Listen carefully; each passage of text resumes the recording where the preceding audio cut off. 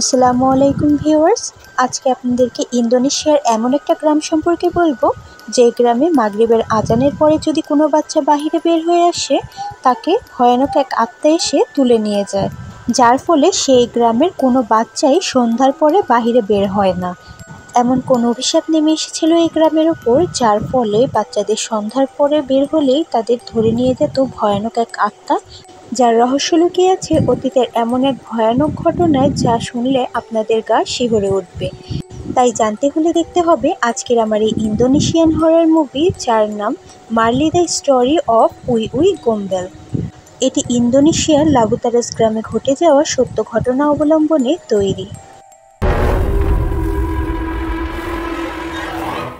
মুভির শুরুতেই আমরা 2024 সালের দৃশ্য দেখতে পাই, যেখানে মিস রাহায়ু নামের একজন ভদ্রমহিলা তার পুরো পরিবারকে নিয়ে লাবাতারেস্কো গ্রামে যাচ্ছিল। তার পরিবারে তার বড় মেয়ে আনিসা এবং ছোট ছেলে আন ছিল। হঠাৎ করে গ্রামে যাওয়ার সময় তাদের গাড়ি নষ্ট হয়ে যায়। সেখানে অন্য কোনো গাড়িও তারা পাচ্ছিল না। তখনই সেখানে একটা গাড়ি এসে পৌঁছায়, যেটা কিনা লাবাতারেস্কো গ্রামের গ্রাম প্রধানের ছিল, যার নাম ছিল বদ্রি। মিস রাহায়ু গ্রামে যে বাড়িটা ভাড়া নিয়েছিল, সেটা আসলে ছিল বদ্রিদের পুরনো বাড়ি। বদ্রির ছোটবেলা সেখানেই কেটেছে, তাই বদ্রি তাদেরকে গাড়িতে করে সেই বাড়িতে নিয়ে পৌঁছে দেয়। এখানে আমরা জানতে পারি মিসেস রাহায়ুর হাজব্যান্ডের সাথে তার ডিভোর্স হয়ে গেছে, যার ফলে দুইজন বাচ্চার দেখাশোনা তার করতে হচ্ছে। অন্যদিকে বদ্রির ওয়াইফ অনেকদিন ধরে অসুস্থ থাকায় তারাও অন্য একটা বাড়িতে শিফট হয়ে গেছে, যার ফলে এই বাড়িটাকে তারা মিস রাহায়ুর কাছে ভাড়া দিচ্ছে। বদ্রি তাদের বাড়ির ভেতরে নিয়ে গিয়ে পুরো বাড়িটা ঘুরিয়ে দেখায়, যা মিস রাহায়ুর অনেকটা বেশি পছন্দ হয়। তিনি তার কাজের জন্য এমনই একটা শান্ত স্পেস খুঁজছিল। অন্যদিকে আনিশা এবং তার ছোট ভাই দুজনেই বাড়ির ভিতরে ঢোকে। আনিশা পুরো বাড়িটাকে একটু ঘুরে ঘুরে দেখছিল। তখনই একটা অদ্ভুত জিনিস দেখে আনিশার চোখ আটকে যায়। সে গিয়ে সেই জিনিসটাকে উপর থেকে নামিয়ে আনে। তখনই হঠাৎ করে পাশে থাকা আলমারির দরজাটা আপনা আপনি খুলে যায়, যা দেখে আনিশা অনেকটা বেশি চমকে যায় এবং এগিয়ে গিয়ে দরজাটাকে বন্ধ করে দেয়। তখনই সেখানে রাহায়ু চলে আসে এবং বদ্রিকে তারা দুজন মিলে বিদায় জানায়। এখানে মিস রাহায়ু নিজের কাজকে অনেকটা বেশি পছন্দ করতেন। তিনি তার বাচ্চাদের থেকেও বেশি তার কাজকে ইম্পর্টেন্স দিতেন।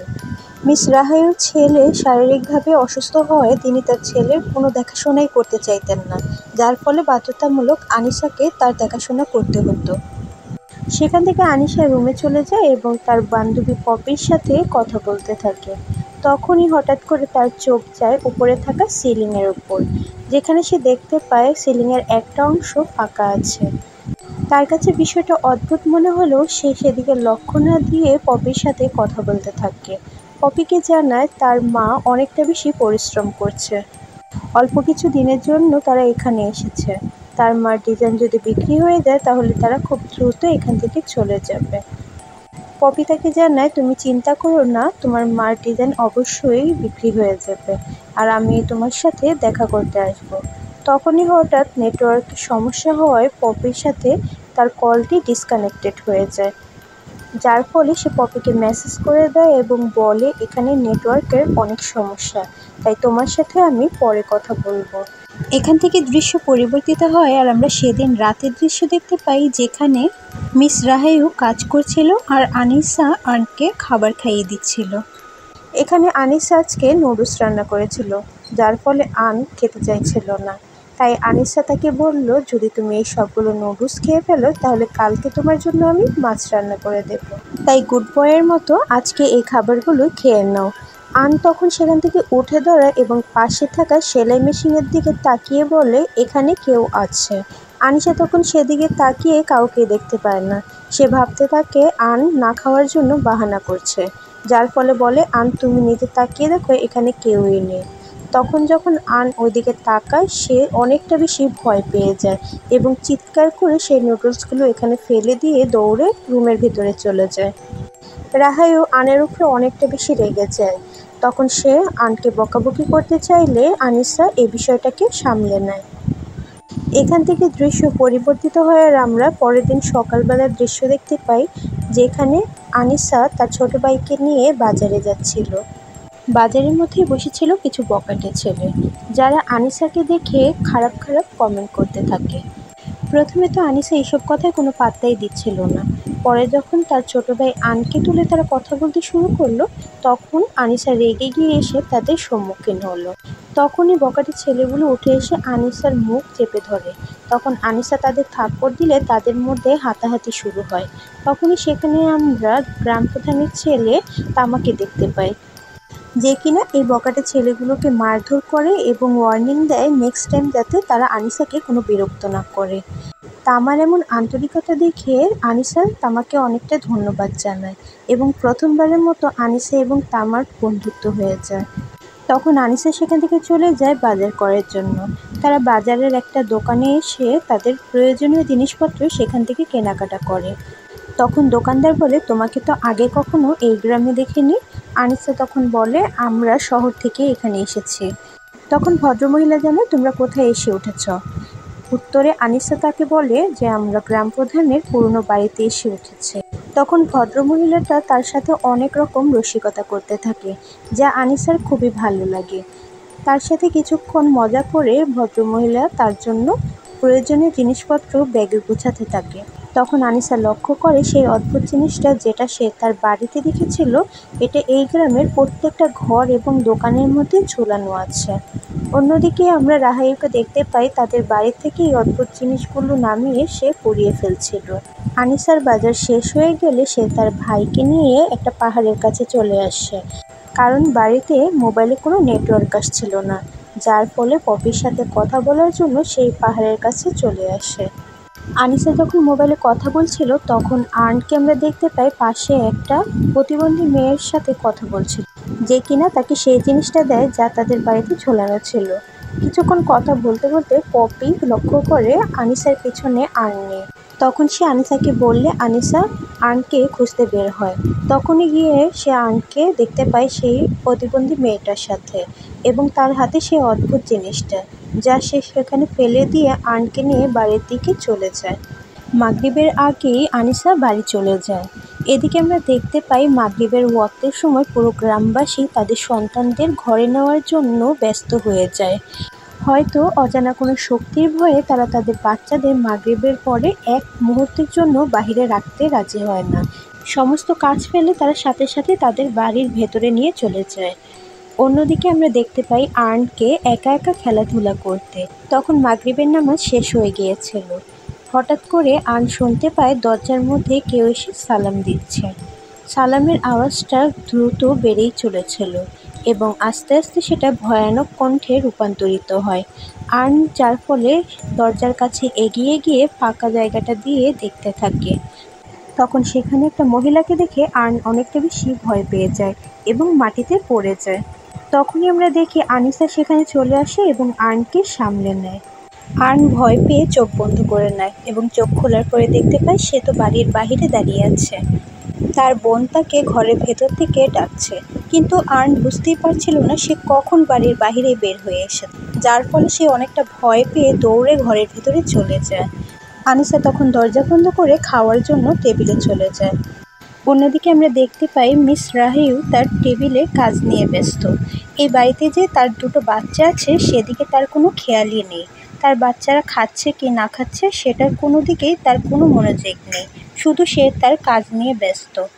আনিসার তার মার এই ব্যবহারে অনেকটাই মন খারাপ হয়, কিন্তু সে তার মাকে কিছু না বলে আর্নকে খাওয়ানোর জন্য রাজি করতে থাকে। আর্নকে সে বলে আজকে তার পছন্দের মাছ ভাজা করা হয়েছে, এজন্য সে যেন এসে সেগুলো খেয়ে নেয়। তবে আর্ন তো ভয়ে সেখানে আসতেই চাইছিল না। তবে আনিসা কোনোভাবে সামলে আর্নকে এনে সে খাবারগুলো খাইয়ে দেয়। খাবার খাওয়া শেষ হওয়ার পরে আনিসাকে দেখতে পাই আর্নকে ঘুম পাড়াতে। সে তাকে গল্পের বই পড়ে শোনাচ্ছিল। হঠাৎ করে সেখানে একটা অদ্ভুত ধরনের গল্প সে শুনতে পায়।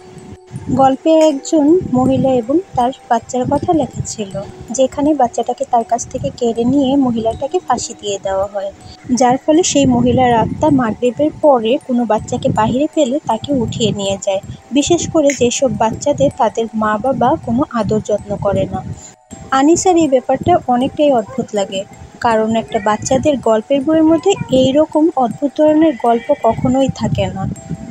কিন্তু সে এই ব্যাপারটা বুঝতে পারে না, তাই সে এটা নিয়ে বেশি চিন্তা না করে রাত্রে ঘুমিয়ে যায়। অন্যদিকে আমরা তামাকে দেখতে পাই যে কিনা মসজিদে নামাজ আদায় করছিল। তখনই হঠাৎ করে সেখানে একটা অদ্ভুত ধরনের আকৃতি আমরা দেখতে পাই, যে কিনা বাহিরে দাঁড়িয়ে দাঁড়িয়ে প্রথমে কান্না করছিল, তারপরে হঠাৎ করে আস্তে আস্তে হাসতে শুরু করে। তামা তার নামাজ শেষ করে যখন পিছে ফিরে তাকায় তখন কাউকে দেখতে পায় না। তখন সে সামনের দিকে তাকাতেই একটা অদ্ভুত আকৃতিকে তার সামনে দেখতে পায়। তখন সে সেটাকে ভয় না পেয়ে দৌড়াদৌড় পড়তে থাকে। মুহূর্তের মধ্যেই সেই আকৃতিটা সেখান থেকে গায়েব হয়ে যায়। অন্যদিকে একই মুহূর্তে আমরা আনিসাকেও নামাজ আদায় করতে দেখতে পাই।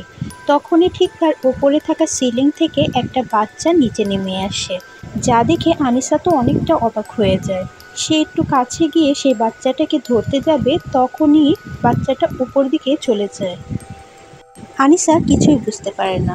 সে তার পাশে থাকা টর্চটা এনে সেখানে ভালো করে দেখতে থাকে, কিন্তু সেখানে তো কিছুই দেখা যায় না, যার ফলে ভয়ে সে সেখান থেকে দৌড়ে বের হয়ে যায় এবং তার মাকে জোরে জোরে ডাকতে থাকে। অন্যদিকে আমরা রাহেউকে দেখতে পাই সেলাই মেশিনের উপর বসে সে ঘুমাচ্ছে। ঘুমের ভিতরে সে আবোল তাবোল কিছু বলছিল। আনিসা তার কাছে গিয়ে শুনতে পায় সে তার মাকে ঘুমের ঘরে ডাকছিল। আসলে রাহায়ু প্রায় সময় তার মার স্বপ্ন ঘুমের ভিতরে দেখে চিৎকার করে উঠত। তাই আনিসা তাকে সেখান থেকে উঠিয়ে নিয়ে যায় এবং রুমে শুইয়ে দেয়। আমরা দেখতে পাই রাহায়ু এবং আনিসা সেখান থেকে যাওয়ার পরেও সেলাই মেশিনটা একা একাই চলছিল। এখান থেকে দৃশ্য পরিবর্তিত হয় আর আমরা পরের দিন সকালের দৃশ্য দেখতে পাই, যেখানে অনেক চিৎকারের আওয়াজে আনিসার ঘুম ভেঙে যায়। আনিসা ডাইনিং রুমে গিয়ে দেখতে পায় রাহায়ু আর্নের উপর অনেক চিৎকার করছে, কারণ আর্ন রাহায়ুর সব ডিজাইন নষ্ট করে ফেলেছে। তখন আনিসা আর্নের কান্না থামিয়ে তাকে বুঝিয়ে বলে, এইসব কাজ আর কখনোই করবে না। আমি তোমার জন্য ড্রয়িং বুক এনে দেব, তুমি তার মধ্যে আঁকাআঁকি করবে। অন্যদিকে রাহায়ু বলতে থাকে, আজকে আমার এই প্রজেক্ট জমা দেওয়ার শেষ সময়, এখন আমি কিভাবে এই প্রজেক্ট জমা দেব। তখন আনিসা এবং আর্ন মিলে সবগুলো প্রজেক্টের কাগজ উঠায় এবং রাহায়ুকে বলে, তুমি কোনো চিন্তা করো না, তুমি এই ডিজাইনগুলোকে আবার প্রিন্ট করে নাও। কিন্তু রাহায়ু বলে, প্রিন্টারে তো কালই শেষ, তাহলে আমি এখন এগুলো কিভাবে প্রিন্ট করব। তখন আনিসা তাকে বলে, আমি শহর থেকে গিয়ে তোমার জন্য কালি নিয়ে আসছি। তখন রাহায়ু তাকে একা ছাড়তে চাচ্ছিল না, তবে আনিসা যখন তামার কথা বলে তখন রাহায়ু বলে, ঠিক আছে, তুমি তামাকে নিয়ে শহরে যেতে পারো, তবে সন্ধ্যার আগে ফিরে আসতে হবে। একথা বলে আনিসা সেখান থেকে তামাদের বাড়ি যাওয়ার উদ্দেশ্যে রওনা হয়। কিন্তু আনিসা তো তামাদের বাড়ি চেনে না, তাই লোকজনকে জিজ্ঞাসা করে তাদের বাড়ি যাচ্ছিল। হঠাৎই আনিসা পথের মধ্যে সেই বকাটে ছেলেগুলোকে দেখতে পায়, যারা কিনা সেই প্রতিবন্ধী মেয়েটাকে বিরক্ত করছিল। তখনই আনিসা সেই মেয়েটিকে বাঁচানোর জন্য এগিয়ে আসলে এইবার আর সেই বকাটে ছেলেগুলো তার সাথে কোনো ঝগড়া নেয় না, কারণ জানে তামা তাহলে তাদের কাউকেই ছাড়বে না। এদিকে প্রতিবন্ধী মেয়েটাকে সাহায্য করার পর সে তামাদের বাড়ির উদ্দেশ্যে রওনা হয়। কিছু দূর যাওয়ার পরে আনিসা ভুলে জঙ্গলের দিকে চলে যায়। তখনই আমরা দেখতে পাই আনিসার পিছে পিছে সে প্রতিবন্ধী মেয়েটাও আসছিল। তখনই আনিসা একটা বটগাছের সামনে এসে পৌঁছায়। গাছটার সামনে আসার সাথে সাথেই কে যেন আনিসার নাম ধরে ডাকছিল। আনিসা চারপাশের দিকে তাকিয়ে কাউকে দেখতে না পেয়ে যখন বটগাছের উপর দিকে তাকালো, তখনই হঠাৎ আনিসার কী যেন হয়ে গেল। সে বটগাছের একদম কাছে গিয়ে তাকে স্পর্শ করতে যাচ্ছিল। তখনই সে প্রতিবন্ধী মেয়েটা এসে তাকে থামিয়ে দেয়। আনিসা অনেকটা ভয় পেয়ে সেই মেয়েটাকে মারতে যায়। তখনই সেখানে তামা চলে আসে এবং তাকে মারার হাত থেকে উদ্ধার করে। আসলে তো মেয়েটা তাকে তার ওয়ালেট ফেরত দিতে এসেছিল, যেটা সে বাজারের মধ্যে ফেলে এসেছিল। মেয়েটা চলে গেলে তামা তাকে জিজ্ঞাসা করে, তুমি এখানে কি করছো? তখন আনিসা তাকে জানায়, আমি তোমাদের বাড়িতেই যাচ্ছিলাম, কিন্তু পথ ভুল করে এখানে চলে এসেছি। তখনই আমরা মেয়েটাকে দেখে আবার এসে সেই রক্ষা কবচটা তাকে দিতে চায়, তখন তামা সেটা রেখে দেয়। অন্যদিকে আর্নকে আমরা দেখতে পাই খেলতে খেলতে সে তার মায়ের ল্যাপটপের সামনে এসে পৌঁছায়। সে দেখতে পায় তার মা তো তার ল্যাপটপটা খোলাই রেখে চলে গেছে, তাই সে ল্যাপটপে বসে আবারও আঁকাআঁকি করতে থাকে। অন্যদিকে আমরা রাহায়ুকে দেখতে পাই কিছু জিনিস সে আলমারির মধ্যে গুছিয়ে রাখছিল। তখনই তার চোখে হঠাৎ করে একটা বক্স নজরে আসে, যে বক্সটা অনেকটাই বড় ছিল। তাই সে কৌতূহলবশত সেই বক্সটা খোলে এবং তার ভিতরে বাদ্রিদের ফ্যামিলি ফটো দেখতে পায়। এর মধ্যে বাদ্রিদের পুরো ফ্যামিলিরই ছবি ছিল। তার মা, বাবা, বড় ভাই ছাড়াও আরেকটা ছোট মেয়ের ছবি ছিল, যা দেখে রাহাইয়ের অনেকটাই পরিচিত মনে হচ্ছিল। অন্যদিকে তামা আনিশাকে তাদের বাড়িতে নিয়ে এসেছিল। সেখানে তামা তার মার সাথে আনিশার পরিচয় করিয়ে দেয়। আনিশা তখন তাদের বলে যে সে তাদের পুরনো বাড়িতে উঠেছে। তখন তামার মা তাকে জানায় যে উই উই গম্বেলের থেকে সাবধানে থাকবে, কারণ তুমি এই শহরে নতুন এসেছো। আনিশা বলে উই উই গম্বেল আবার কি? তখন তামার মা তাকে বলে সন্ধ্যার পরে উই উই গম্বেল এসে ছোট বাচ্চাদেরকে উঠিয়ে নিয়ে যায়। তখন তামা তাকে বলে আনিশা শহরে থেকে বড় হয়েছে, সে এই কথা কখনোই মানবে না। আনিশা তখন তামাকে বলে আমার ফ্রেন্ড পপি ছোটবেলা থেকেই এইসব অলৌকিক জিনিস দেখতে পারে। তখনই আনিশা পপিকে এই সব কিছু মেসেজ করে জানিয়ে দেয়। অন্যদিকে রাহাইও তার কাজ শেষ করে ডাইনিং রুমে গিয়ে দেখতে পায় আর্ন এবার তার পুরো প্রজেক্টটাই নষ্ট করে ফেলেছে। সময়ও খুব বেশি ছিল না, যা দেখে রাহাইয়ের অনেকটা বেশি রাগ হয় এবং সে আর্নের উপর চিৎকার করে ওঠে। অন্যদিকে আনিশার বাড়ি ফিরতে ফিরতে সন্ধ্যা হয়ে যায়। এখানে আমরা তামা এবং আনিশার মধ্যে খুব ভালো একটা বন্ধুত্ব দেখতে পাই। তামা তাকে বাড়িতে পৌঁছে দিয়ে তার বাড়ির উদ্দেশ্যে চলে যায়। তখনই আনিশা দেখতে পায় আর্ন বাড়ির সিঁড়ির মধ্যে বসে আছে। সে আর্নকে কি হয়েছে জিজ্ঞাসা করলে তখনই ভেতর থেকে রাহাইও বের হয়ে আসে। রাহাইও আনিশাকে জানায় যে আর্ন তার পুরো প্রজেক্টটাই নষ্ট করে ফেলেছে। এবার তাকে খুব তাড়াতাড়ি প্রিন্টারে কালি দিয়ে প্রিন্ট করে আবারও ডিজাইনগুলো তৈরি করতে হবে।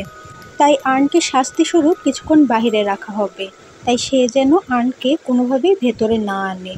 একথা বলে সে সেখান থেকে চলে যায়। আনিশা তার মাকে কিছুই বলতে পারে না। সে আর্নকে বুঝিয়ে বলে তুমি কিছুক্ষণ বাহিরেই অপেক্ষা করো, আমি তোমার জন্য রান্না করে তারপরে তোমাকে ডেকে নিয়ে যাব। ততক্ষণ তোমার জন্য এই নতুন স্কেচবুক এনেছি, এটার ভেতরেই তুমি আঁকাআঁকি করো। একথা বলে আনিশা ভেতরে চলে যায়। তখনই আমরা দূরে একটা গাছের নিচে একটা মহিলার আত্মাকে দেখতে পাই। অন্যদিকে রাহাই খুব দ্রুত তার কাজগুলোকে প্রিন্ট করছিল, কারণ এক্ষুনি লোক চলে আসবে তার কাজগুলো নেওয়ার জন্য। তার কাজ প্রায় শেষ পর্যায়ে। তখনই দরজার মধ্যে আওয়াজ শোনা যায়।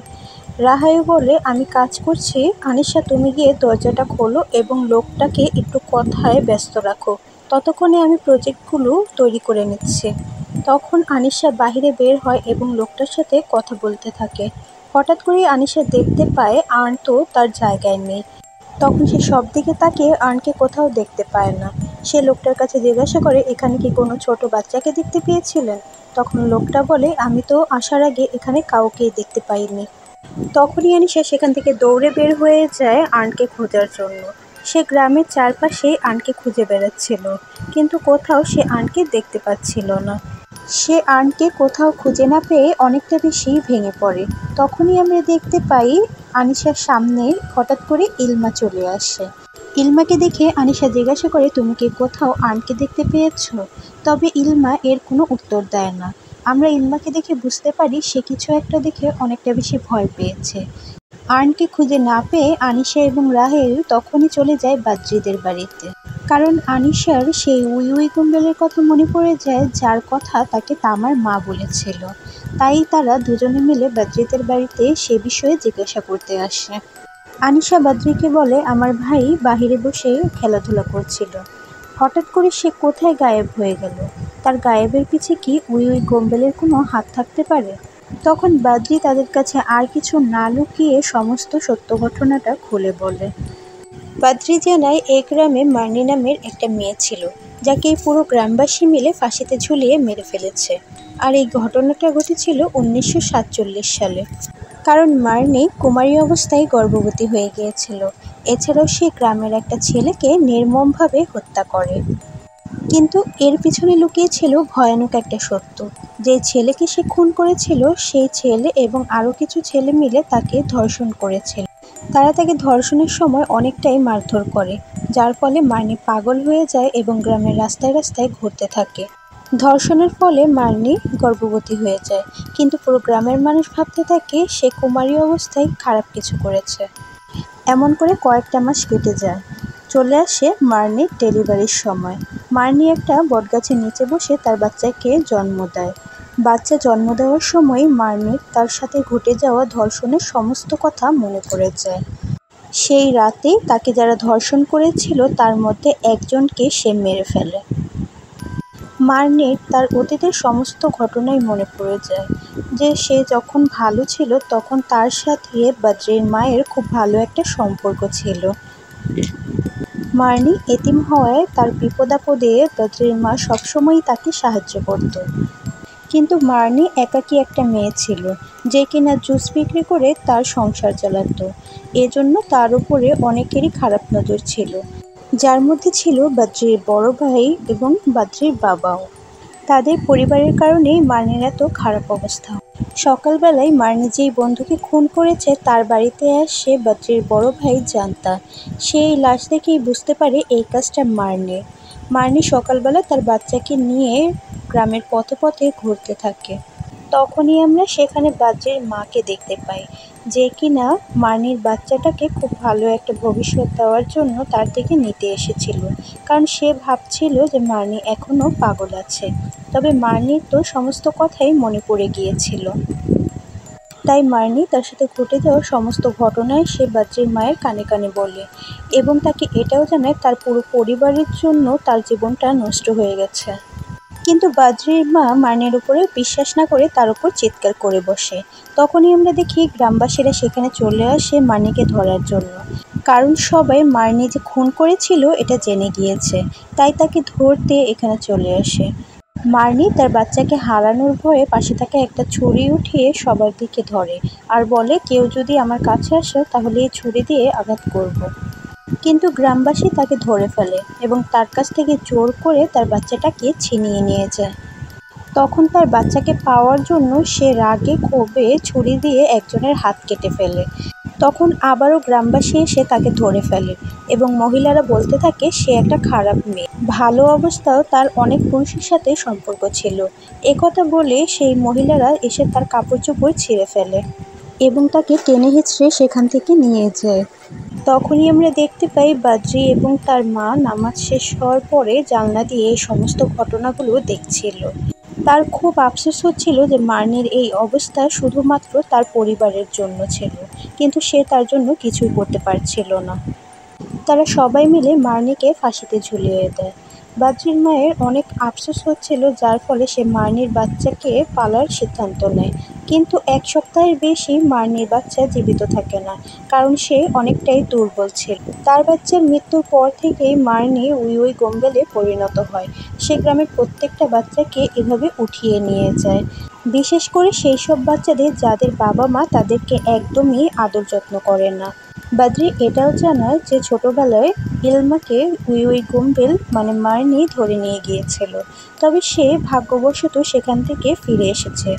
যেহেতু মার্নির সাথে এই ঘটনাটা মাগরিবের নামাজের পরপরই হয়েছিল, তাই মার্নি প্রত্যেকটা বাচ্চাকে মাগরিবের নামাজের পরেই এসে তুলে নিয়ে যায়। তাই বাবা মারা মাগরিবের আজান দেওয়ার সাথে সাথেই তাদের বাচ্চাদেরকে ঘরে নিয়ে যায়। বদ্রির কাছ থেকে মার্নির এসব ঘটনা শুনে আনিশা অনেকটা বেশি তার মায়ের উপর রেগে যায়। সে জানায় আজকে তার জন্যই আর্নকে মার্নি এসে ধরে নিয়ে গেছে। তখন রাহাইও আনিশার উপর অনেকটা রেগে যায়। সে বলে, আমি যদি কাজ না করতাম তাহলে তোমাদের ভালো ভবিষ্যৎ কী করে করতাম, কিভাবে তোমাদের খাওয়াতাম পড়াতাম এবং স্কুলের খরচ চালাতাম। তাদের দুজনের মধ্যে এরকম ঝগড়া দেখে বদ্রি তাদের দুজনকেই থামিয়ে দেয় এবং বলে, আমাদের কাছে একটা উপায় আছে, যদি আজকে আমরা সারা রাত ধরে মশাল জ্বালিয়ে আর্নের নাম ধরে ডাকতে থাকি তাহলে তাকে ফিরিয়ে আনা সম্ভব হতে পারে। তখন তারা কথা মতো পুরো গ্রামবাসী মিলে আর্নকে রাতের বেলা খুঁজতে থাকে। তারা গ্রামের প্রত্যেকটা কোনায় কোনায় আর্নকে খুঁজতে থাকে এবং জোরে জোরে তার নাম ধরে ডাকতে থাকে, কিন্তু কোথাও আর্নকে তারা খুঁজে পায় না। তখনই ভিড়ের মধ্যে হঠাৎ করে আনিশা মার্নির ভয়ানক রূপটাকে দেখতে পায়, যা মুহূর্তের মধ্যেই আসল রূপে চলে আসে। যা দেখার পরে আনিশার হঠাৎ করে কিছু একটা হয়ে যায়, সে মাথা ঘুরিয়েই সেখানে পড়ে যায়। সে যখন চোখ খুলে তখন দেখতে পায় তার সামনে মার্নি এবং আর্ন বসে আছে। এছাড়াও মার্নি যে সকল বাচ্চাদেরকে তুলে নিয়ে গেছিল সবাই এখানে বসে আছে। সে আর্নকে অনেক ডাকার চেষ্টা করে, কিন্তু তার শরীর কোনোভাবেই সে নাড়াতে পারে না, কারণ সে তো একটা স্বপ্নের জগতে ছিল। বাস্তবে তো তার জ্ঞান ফিরে 3 দিন পর। রাহাইউ আনিশাকে হঠাৎ করে এভাবে অজ্ঞান হয়ে যেতে দেখে অনেকটা বেশি ভেঙে পড়েছিল। সে ভেবেছিল আর্নের মতো আনিশাও হয়তোবা তাকে ছেড়ে চলে যাবে। তাই আনিশার জ্ঞান ফেরাতে রাহাইউ অনেকটা বেশি খুশি হয়ে যায় এবং সাথে সাথে আনিশার কাছে তার ভুলের জন্য মাপ চায়। আনিশাও এখানে তার মাকে জড়িয়ে ধরে তার ব্যবহারের জন্য তার মার কাছে মাপ চাইতে থাকে। আনিশা একটু সুস্থ হয়ে গেলে তার মা তাকে বাড়িতে নিয়ে আসে। এমন করে 3টা মাস কেটে যায়, কিন্তু আর্নের কোনো সন্ধান পাওয়া যায় না। ওইদিকে আনিশা আর্নকে না পেয়ে অনেকটা বেশি ভেঙে পড়েছিল। আনিশার এই অবস্থা দেখে মনে মনে রাহাইও অনেকটা বেশি কষ্ট পাচ্ছিল। তারা বুঝতেই পারছিল না তারা কিভাবে আর্নকে ফিরে পাবে। আনিশা তো প্রায় সময় সেই বটগাছের নিচে গিয়ে মার্নির আত্মাকে ডাকতে থাকতো, যাতে করে তারা আর্নকে ফিরিয়ে দেয়। আনিশা তো তার নামাজ পড়াও বন্ধ করে দিয়েছিল। এমন করে 3টা মাস কেটে যায়। এক রাতে হঠাৎ করে আনিশা ময়লা ফেলার জন্য বাহিরে আসলে তার দেখা হয়ে যায় ইলমার সাথে। ইলমা তখন তাকে সেই রক্ষা কবচটা দিতে চায়। হয়তোবা ইলমা তার কোনো বিপদের সম্পর্কে বুঝতে পেরেছিল, তবে আনিশা সেই জিনিসটা না নিয়ে নিচে ফেলে পাড়িয়ে নষ্ট করে ফেলে, যা দেখে ইলমার অনেকটাই কষ্ট হয়। সেখান থেকে আনিশা চলে যায় তামার কাছে, যে কিনা মসজিদে বসে নামাজ আদায় করছিল। আনিশাকে দেখে তামা তার নামাজ শেষ করে আনিশার সাথে কথা বলতে আসে। এখানে সে আনিশাকে জানায়, তোমার ডিপ্রেশনের কারণে নামাজ বন্ধ করা একদমই ঠিক হয়নি। তুমি মহান আল্লাহর কাছে তোমার বিপদ মুক্তির জন্য দোয়া প্রার্থনা করতে থাকো। তবে আনিশা তামাকে বলে, এতে কি আর্ন ফিরে আসবে? আমার তো সেটা মনে হয় না। একথা বলেই আনিশা সেখান থেকে উঠে বাড়িতে চলে যায়। তখনই আমরা দেখতে পাই মসজিদের লাইটগুলো জ্বলছে আর নিচ্ছে, যা দেখে তামা বুঝতে পারে কোনো বিপদ হতে চলেছে।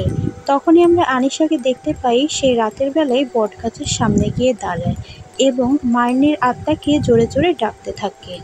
কিছুক্ষণ ডাকার পরেও মার্নির আত্মা যখন তাকে কোনো সাড়া না দিচ্ছিল, তখন সে মার্নির আত্মাকে বলে, তুমি আর্নকে ছেড়ে দাও, এর ফলে তুমি যা বলবে আমি তাই করব।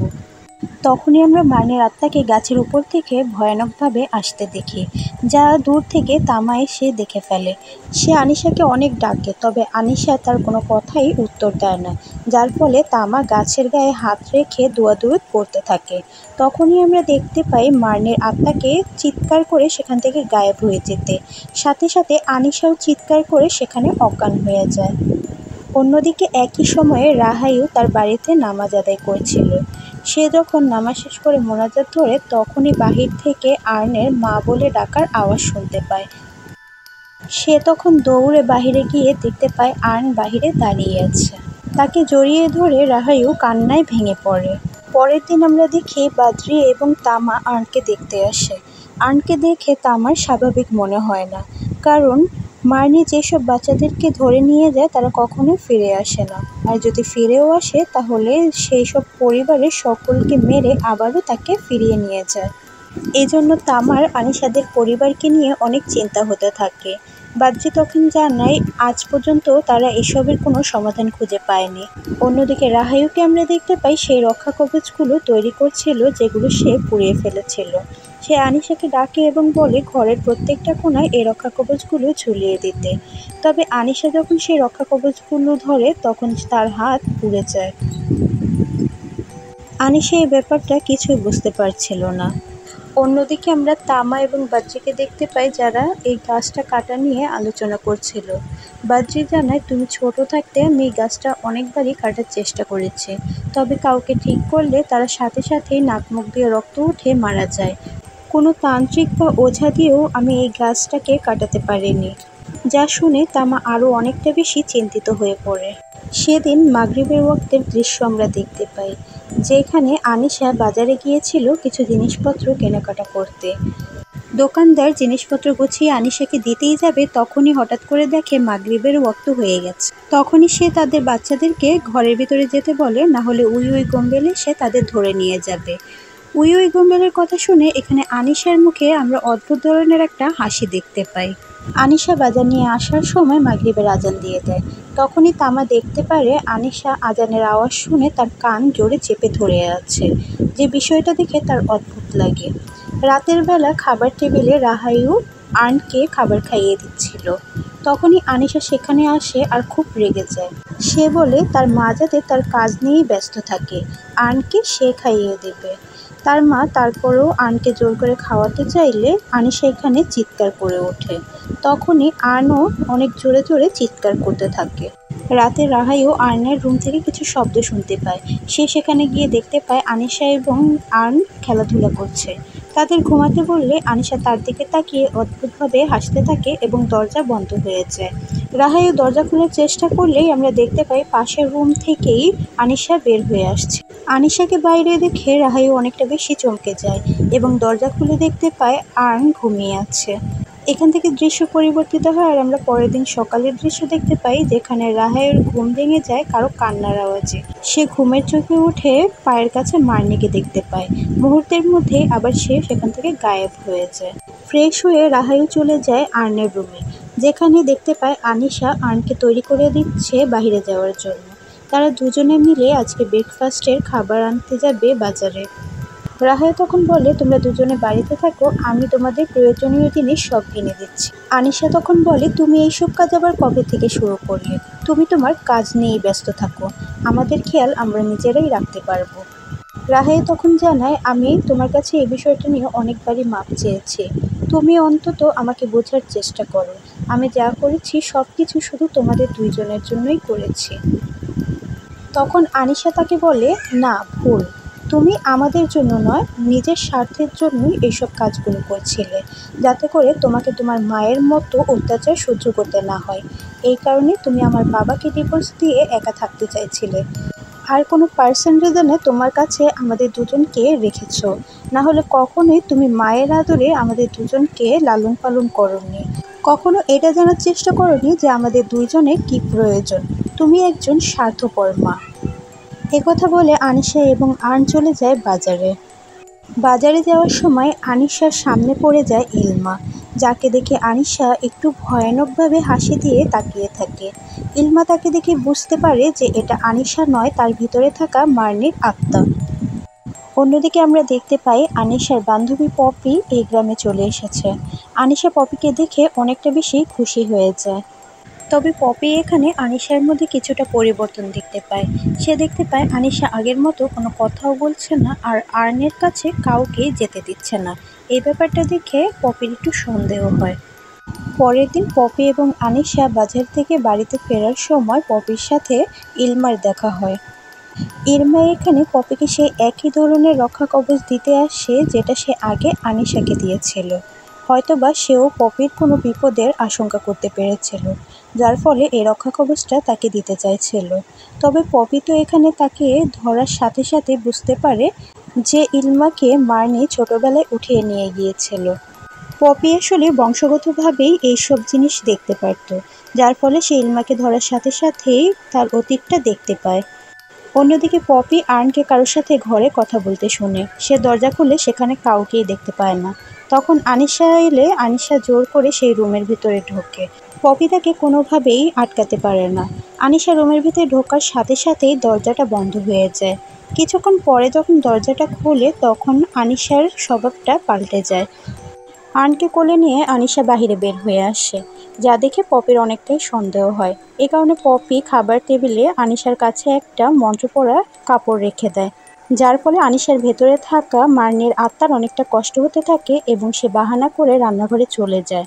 তখনই আনিশাদের বাড়িতে বাদ্রি এবং তামা আসে অনুষ্ঠানের জন্য তাদের পরিবারকে দাওয়াত করার জন্য। পপি এখানে আর্নের খেলনা রোবটটাকে কিচেনে পাঠায় এবং মোবাইলের দ্বারা দেখতে পারে যে আনিশা অনেকটাই ছটফট করছে। পপি তখনই মন্ত্র পড়া একটা ছুরি নিয়ে রান্নাঘরে চলে যায় এবং আনিশার দিকে ধরে তাকে বলে, এর ভিতরে যেই আছো বাহিরে বের হয়ে আসো। তখনই আমরা আনিশার ভিতরে মার্নির আত্মাকে দেখতে পাই, যে কিনা সাথে সাথে পপির উপর আক্রমণ করে বসে এবং ছুরি দিয়ে পপিকে আহত করে ফেলে। রান্নাঘর থেকে আওয়াজ পেয়ে তখনই বাদ্রি, রাহায়ু এবং তামা ছুটে সেখানে যায়। তখনই আনিশার ভেতরে থাকা মানির আত্মা রাহাইয়ের উপর আক্রমণ করে বসে। তখন তামা তাকে ধরে জোর করে সূরা কালাম পাঠ করতে থাকে। এর ফলে মানির আত্মা অনেকটা বেশি রেগে যায় এবং তামার উপর খুব জোরভাবে আঘাত করতে থাকে। এই সমস্ত ঘটনা বাহির থেকে ইলমা বুঝতে পারে, যার ফলে সে ঘরের ভেতরে চলে যায়। অন্যদিকে মার্নির আত্মার সাথে তামার ধস্তাধস্তি হতে থাকে। এক পর্যায়ে মার্নির আত্মা তো তামার গলা চেপে ধরে এবং তাকে টেনে মাটির মধ্যে ফেলে দেয়। তামা অনেক চেষ্টা করে তার হাতটাকে ছাড়ানোর জন্য, কিন্তু কোনোভাবেই মার্নির আত্মার সাথে পারছিল না। তখনই আমরা পপিকে দেখতে পাই মন্ত্র পড়া কাপড় এবং ছুরি দিয়ে আনিশার মাথার ভিতরে এসে ধরে। তখনই মার্নির আত্মা চিৎকার করে সেখানে অজ্ঞান হয়ে যায়। তখন তামা পপিকে জিজ্ঞাসা করে, তুমি এইসব জিনিস কোথা থেকে পেয়েছো? তখন পপি তাকে বলে, এগুলো আমি বংশগতভাবে পেয়েছি। আমাদের বংশের মানুষ সবাই আত্মাদের দূর করতে সাহায্য করত। অন্যদিকে আনিশাকে নিয়ে তারা খাটের সাথে হাত বেঁধে ফেলে। রাহাইল তার পাশে বসে কান্না করছিল। তখনই আমরা দেখতে পাই আনিশার জ্ঞান ফিরে আসে এবং তার ভেতরে থাকা মার্নের আত্মা রাহাইল হাতের মধ্যে কামড়ে ধরে। সেখান থেকে সে মুক্তি পাওয়ার জন্য সকলকে বাজে বাজে গালি এবং সবার নামে বাজে মন্তব্য করতে থাকে। তাকে থামানোর জন্য পপি এখানে মন্ত্র পড়া ছুরি তার মাথার ভিতরে এসে ধরে। এতে করে মার্নের আত্মার অনেকটা বেশি কষ্ট হতে থাকে। এজন্য মার্নের আত্মা আনিশার রূপে চলে আসে এবং পপিকে অনুরোধ করতে থাকে তার অনেক কষ্ট হচ্ছে, যার ফলে পপি সেই মন্ত্র পড়া ছুরি তার মাথা থেকে সরিয়ে ফেলে। তখন আবারও আনিশার মধ্যে মার্নের আত্মা চলে আসে এবং বাদ্রের উপর আক্রমণ করে বসে। মার্নির আত্মাকে এভাবে আক্রমণ করতে দেখে রাহাইও আর্নকে নিয়ে আরেকটা রুমে চলে যায়। তখন তামা এবং পপি মিলে মার্নির আত্মাকে অনেকটা আটকানোর চেষ্টা করে, কিন্তু এবার মার্নির আত্মা তাদের দুজনকেই আহত করে চলে যায় আর্নের কাছে। রাহাই তার হাত দিয়ে দরজাটাকে আটকে ধরেছিল। এখানে আর্ন বাহিরে থাকা মার্নিকে মামা বলে কান্না করছিল। অন্যদিকে মার্নির আত্মা মাথা দিয়ে দরজা ভাঙার চেষ্টা করছিল। তখনই সেখানে আমরা ইলমাকে দেখতে পাই, যে কিনা রক্ষা কবচ এনে তার দিকে ছুঁড়ে মারছিল। তখনই আমরা দেখতে পাই মার্নি এবং ইলমার মধ্যে অনেক ধস্তাধস্তি হয়। ইলমা মার্নির আত্মাকে অনেকটাই আটকানোর চেষ্টা করে, তবে মার্নির আত্মা শক্তিশালী হওয়াতে ইলমাকে নিয়ে জানলা ভেঙে নিচে পড়ে যায়। অন্যদিকে আর্নের কান্না দেখে রাহাইও এখানে আর্নকে বোঝানোর চেষ্টা করে সেই তার মা, বাইরে থাকা মার্নি তার মা নয়। কিন্তু আর্ন কিছুতেই এটা বুঝতে চাইছিল না। তখনই আমরা মার্নির ধাক্কায় রাহাইওকে আহত হতে দেখি এবং মার্নি আর্নকে নিয়ে সেখান থেকে চলে যেতে থাকে। তখনই রাহাইও উঠে মার্নিকে বলে, তুমিও তো একটা মা হয়ে আরেকটা মাকে কিভাবে এতটা কষ্ট দিতে পারো? আমি তাদের জন্য অনেকটাই স্ট্রাগল করেছি।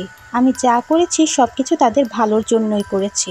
তখন মার্নি আর্নকে নিচে নামিয়ে রাহের কাছে আসে এবং তাকে বলতে থাকে, তুমি একজন ভালো মা না। তুমি যা কিছু করেছো শুধুমাত্র নিজের স্বার্থের জন্য করে। তুমি কখনোই বাচ্চাদের ঠিকমতো দেখাশোনা করোনি, কখনো চাওনি তোমার অবস্থা তোমার মায়ের মতো হোক। তুমি শুধু স্বাধীনভাবে বাঁচতে চেয়ে, তুমি তোমার বাচ্চার ভালো মন্দ কোনো কিছুরই খেয়াল রাখোনি। এই কারণেই তাদের বাবার থেকে তাদের দূরে করে দিয়েছো। তুমি একটা ভালো মা না। এ কথা বলেই মার্নি রাহের পেটের মধ্যে হাত ঢুকিয়ে তাকে মেরে ফেলে এবং আর্নকে কোলে করে সেখান থেকে বাইরে বের হয়ে আসে। অন্যদিকে আমরা জানলার বাহিরে পড়ে থাকা আনিশাকে দেখতে পাই, যার কিনা জ্ঞান ফিরে এসেছিল। সে তখন দেখতে পায় মার্নির আত্মা আর্নকে নিয়ে চলে যাচ্ছে। সে অনেক আটকানোর চেষ্টা করে, কিন্তু মুহূর্তের মধ্যেই মার্নির আত্মা গায়েব হয়ে যায়। এখান থেকে দৃশ্য পরিবর্তিত হয়। আমরা পরের দিন সকালবেলার দৃশ্য দেখতে পাই, যেখানে রাহেউকে তারা দাফন করে বাড়ি ফিরছিল। আনিশা এখানে তার মাকে প্রমিস করতে থাকে সে যে কোনো কিছুর বিনিময়ে হোক আর্নকে খুঁজে বের করবে। পপি তখন বলে, আমি যখন ইলমাকে ধরেছিলাম তখন তার থেকে বুঝতে পেরেছি যে মার্নি তাকে উঠিয়ে নিয়ে গিয়েছিল, কিন্তু সে সেখান থেকে কিভাবে ফিরে এসেছে এটা আমরা ইলমার কাছ থেকে জানতে পারলে আর্নকে ফেরত আনতে পারবো। তখনই আমরা পাশে একটা কবরের সামনে ইলমাকে বসে থাকতে দেখতে পাই। তখন তারা ইলমাকে এ বিষয়ে জানালে ইলমাও তাদের সাহায্য করতে রাজি হয়ে যায়। একদিন সন্ধ্যাবেলাও মার্নির আত্মা আবারও আরেকটা বাচ্চাকে তুলে নিয়ে যায়। এখানেই আমরা এই মুভিটির শেষ দেখতে পাই। এই মুভিটির বাকি অংশ আমরা এই মুভির দ্বিতীয় পার্টে দেখতে পারবো, যা কিনা এখনো রিলিজ হয়নি। রিলিজ হওয়ার সাথে সাথেই বন্ধুরা আমি আপনাদের কাছে এর দ্বিতীয় পার্টটি সবার আগে নিয়ে আসার চেষ্টা করব। আজকের আমার এই মুভি এক্সপ্লেনেশন আপনাদের কাছে কেমন লেগেছে কমেন্ট করে জানাতে ভুলবেন না। আর আমার চ্যানেলে নতুন হলে আমার চ্যানেলকে লাইক এবং সাবস্ক্রাইব করবেন। দেখা হবে অন্য কোনো মুভি এক্সপ্লেনেশন নিয়ে। ততক্ষণ সবাই ভালো থাকবেন, সুস্থ থাকবেন। আল্লাহ হাফেজ।